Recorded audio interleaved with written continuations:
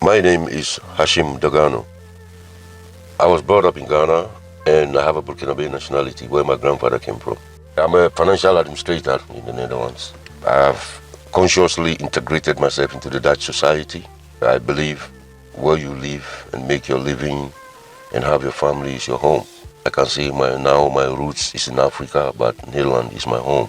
If I go everywhere and I said I'm going home, that is the Netherlands. And secondly, I see myself more as an African European, an African by roots and blood, and nothing will change that.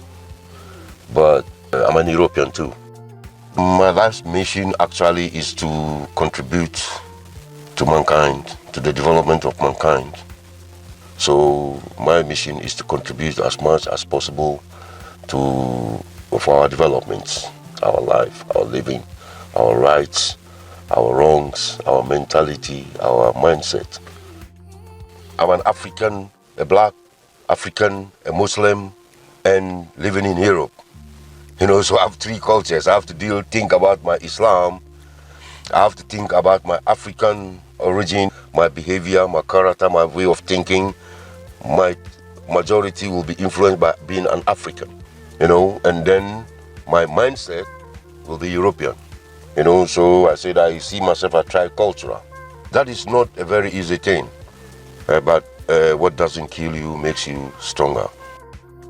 I used to ask my Dutch companions that, can you go to Africa and learn Ashanti? We used to see a video of a man in Ghana, a German man who speaks Fanti, more than even the native Fanti. But that is 1 out of 100,000, if it's not 1 out of a million. But we do that. We come to some other countries, whatever it is. We study the language. We integrate. We try to survive.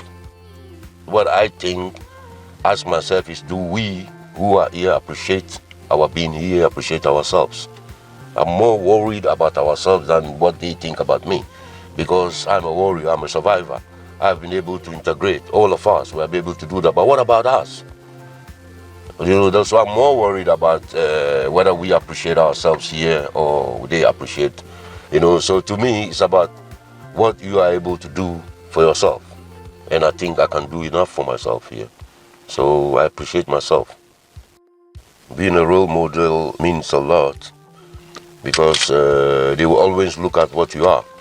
We will always look at what Mandela was. You know what I mean? Everybody, the whole world, even other cultures. So being a role model is very, very important. You can try to reach every mission, but being a role model is the most important that you can do that can be realistic. Pick one child, even if it's one child, or your children or your grandchild or whatever, and say, I'm going to be a role model to this child, and make sure this child copies or learns as much as possible from me. I share, I give, and I care. I am a conscious person. I'm conscious of my environment. I'm conscious of what is happening around me and all over the world. I'm conscious of which place I live. I'm conscious of everybody around me. I'm conscious of in which continent I live, in which planet I live. I'm conscious on which solar system I live. I'm conscious of my place in the universe. The message is you can only build a nation when you think of the coming generation, because that's what we have learned here in Europe. Most of us are living in Europe, but it's only our body which is in Europe. But our spirit is not there and our mind is not there. Now it's time to come out of the surviving point and achieve. That's what I have for my fellow Africans. For going too much for material and you become a material slave. My dream, right from everywhere, not only Afropeans, but also for the black, African. I think we should all have one mission, that is to change our mindset. So the problem of a black man or the African, wherever we are, is our mindset. We are too into present, and that is culturally built into us, surviving. We are always trying to survive. So what I would say to Afropeans is that we have survived.